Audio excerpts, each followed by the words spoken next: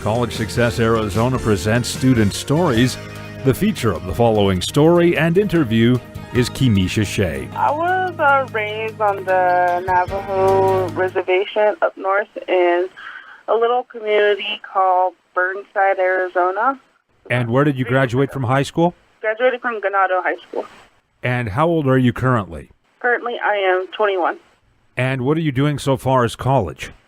Right now, my major is public service and public policy with a concentration in American Indian Studies and a certificate program in public administration and management. And which school? Arizona State University. And what do you hope to do as a career? I hope to work in a tribal government, specifically in my tribe. And doing what exactly? Do you have a role for yourself in mind? Not really. I just know that I want to work in tribal politics. Is this something you've wanted to do for a long time? No, I didn't really get into it until I started at MCC. I originally wanted to be a veterinarian because my family has a ranch. But after I wrote an English paper about American Indian issues, I didn't really grow up knowing all these different things that is happening right now in federal Indian policy until I wrote this paper in which I completely changed my major to what I have now. Was there something in your research or, I guess, learning that compelled you toward this course of study, like an injustice or something? Or where you said, hey, I need to get involved because this is wrong or I can make an impact here? Yeah, basically that was my kind of thinking. It's like, kind of like I always think back to my family and like the reason why all this, like, what's happening now and everything. And you're saying what's happening now. Can you tell us what that might be in some broad terms? Just like a lot of injustice from the past, like a lot of, I guess, the federal government breaking treaties in the terms like before, maybe like in the early 1950s, they did this policy called termination policy, where they would basically terminate tribes in paper, sort of. And I just kind of thought about that and like how it's affecting tribes today and how does it affect the youth and how they see themselves in the world today because they walk in two different worlds. So that's kind of how my thinking was. And can you talk about that growing up on the Navajo Reservation? Now you're in Phoenix. One is pretty rural and essentially its own culture and country in a lot of respects. And now you're down here in Phoenix, Maricopa County, where there are like 4 million people, one of the biggest counties in the country, one of the biggest cities in the country. Can you talk about that transition? Yeah, it was very difficult my first year because everything was just like kind of culture shock, basically, like seeing the style, how people dress, and like everyday interactions, just kind of like that was really culture shock to me, and I guess the noise and just like the amount of people that are here was very overwhelming. And after I wrote my paper and I started taking American Indian Study courses at MCC, then I finally started learning more about federal Indian policy. And it just made me realize how much I didn't really know about all these different policies. Because, like on the reservation, we're just like in a bubble, sort of. Like we don't really hear anything from the outside of our community, and they don't hear anything from us. So it was just kind of hard to.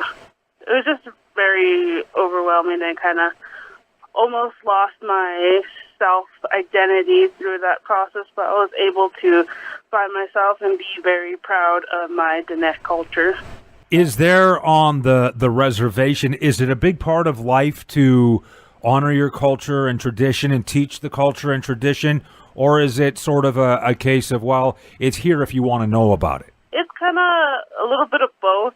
It's like at home, because the same thing happens at home. We are taught like a specific way of life, like our Dinesh heritage and culture and language, but at the same time, we go to school, like a public school, and they teach us basically Western education, and we kind of don't really, like, they don't really tell us to combine both and like learn both at the same time. So basically, we just lived in two separate worlds, like at home and at school. And at the same time, when we're at school, they don't teach us about indigenous history and culture and contemporary issues. So that was kind of what got in the way at the same time. And even at the high school I went to, was like that I didn't even teach us about our indigenous history and culture. And so a lot of times when students leave the reservation and they go to school somewhere else, like I have done, they kind of go through that struggle of self-identity. Because on one side you're Navajo, on the other side you're an American. Yeah. I guess, right? I can see how that would be a struggle, especially when you're young. Because I guess as you get older, you kind of figure out where you fit. But when you're young, you're presented with a lot of information and history and customs, culture, and tradition from two very different areas. Now, do you have some advice you can offer? This is a standard question we ask in these interviews. Do you have any advice you can offer to middle and high school students in the Navajo Nation and maybe elsewhere who are considering their own course to college? Yeah, I want to tell them to listen to their elders and respect them because they're coming from a lot of experience, and just to accept them as they are and be proud of their indigenous heritage and to learn about it as much as possible, because it's very hard once you move away from home to try to learn about it because there's not that much out here. The scholarship from College Success Arizona provides up to $6,000 per year for educational expenses. Can you tell us how that has helped you financially? It has helped me very much so far. I have been debt-free from college. I haven't paid anything out of my pocket, and it's a lot of stress relief. It's just helped me a lot knowing that I have this scholarship. And your success advisor, or essentially mentor, provided by College Success Arizona is Barbara Scrivener. Can you talk about how she works with you, what she does exactly? She talks to me like every time she visits me, I kind of vent to her with my struggles and issues that I have at the moment. And then she just tells me, encourages me that I can continue and do what I set out to do. And she just tells me, that I'm doing it for myself. I'm not doing it for anybody else. And that's just how she encourages me to keep going and do what I'm doing. And Keemesha, can you tell us what have been the biggest struggles of college so far? I think it'd be adjusting what I was saying previously from the reservation to the city. That's been my issue with going through college. And probably time management is another one. Are you going to go on and get a master's degree? At this point, I'm not really sure. I'm kind of juggling between a master's degree and possibly going to law school. Thank you, Keemesha, for the interview and for working so hard to make a difference in our community.